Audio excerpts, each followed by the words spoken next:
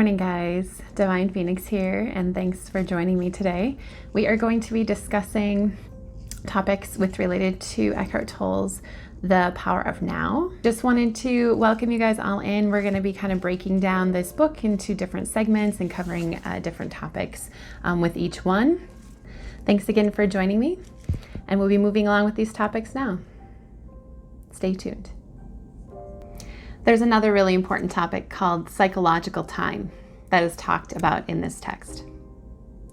So time, it's a construct of the mind, okay? It's how we know Sunday, Monday, Tuesday, Wednesday, Thursday, Friday, right?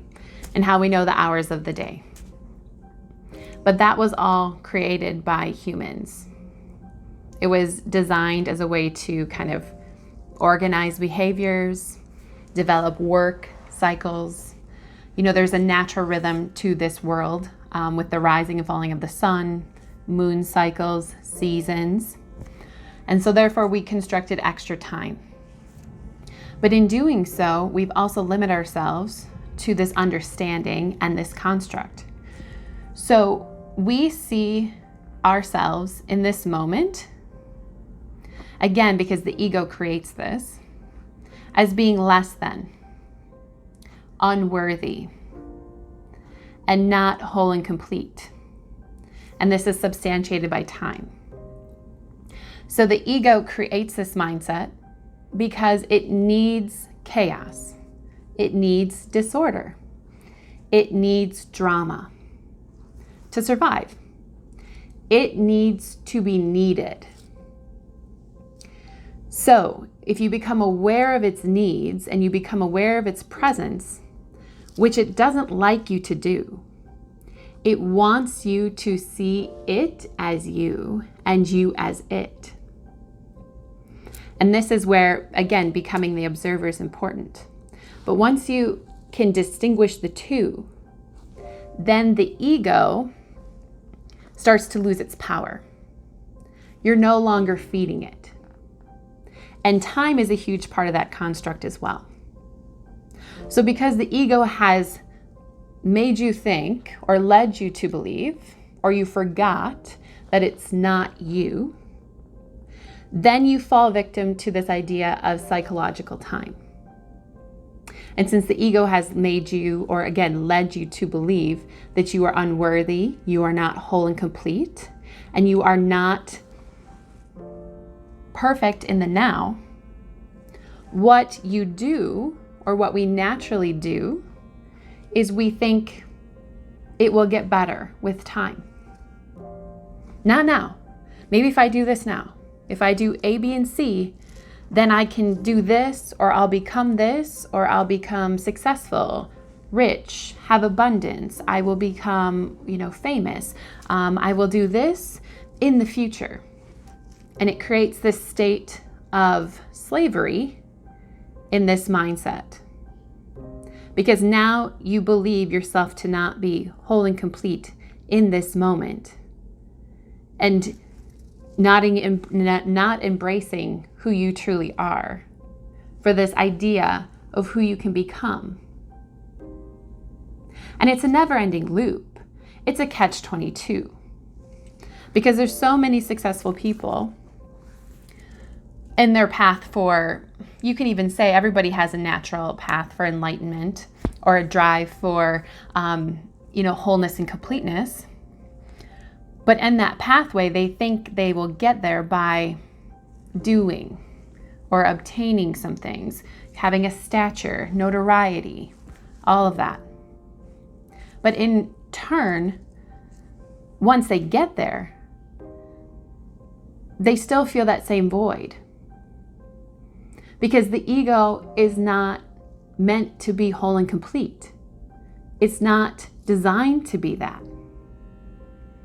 And it won't be that. Because it needs you to feel incomplete. It needs you to feel wanting, to be less than, to be unworthy, so it can feed itself. You can almost view it like a parasite, consuming your energy. I don't like to say parasite per se, because it's really not the term gives this negative connotation as though it's something to be fought or resisted. And it really isn't that. And in, other videos, we're going to talk about, avoiding resistance. But the ego cannot exist if you stop its food source.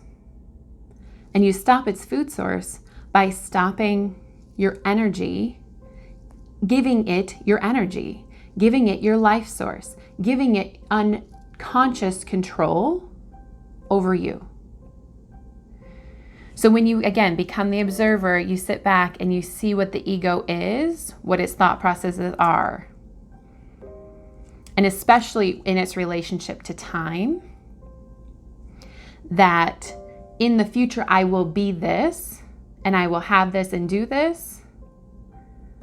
It's all an illusion. Because the true power is the being now, in this moment. Separating yourself from the ego and being whole and complete now. And understanding that. Or at least becoming the observer to it. By you just giving your attention to this distinction, helps dissolve that bond, helps dissolve that channel for that ego to take your energy unknowingly.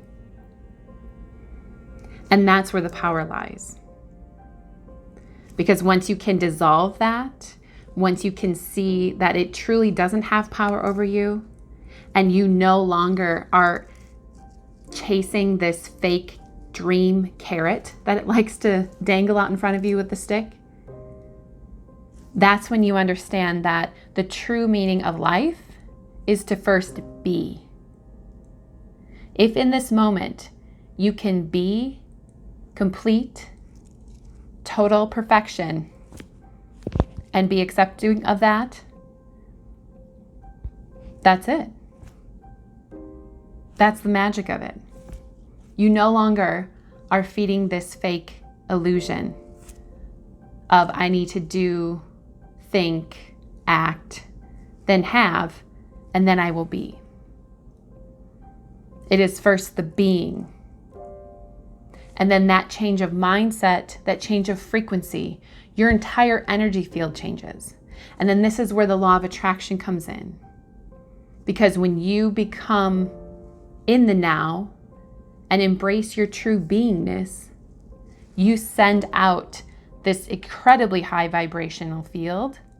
And then the universe has no choice but to give you and deliver the things that you want. So that is how you start with the being, which then translates into the doing and the acting. Once you choose to be, you will automatically act and have the things that that being requires.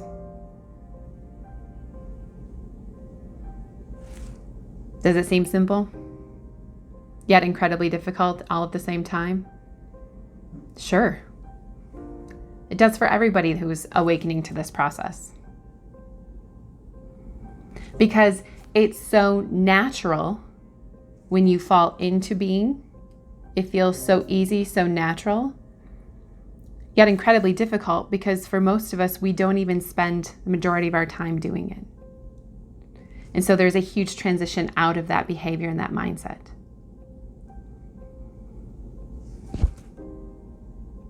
So become present with it. Understand it. Acknowledge it. And then you are able to transform. You are therefore your own alchemist. Thank you guys for joining me. This is Divine Phoenix, just reminding you to be the change that you want to see in this world. You are loved. You are love. Namaste.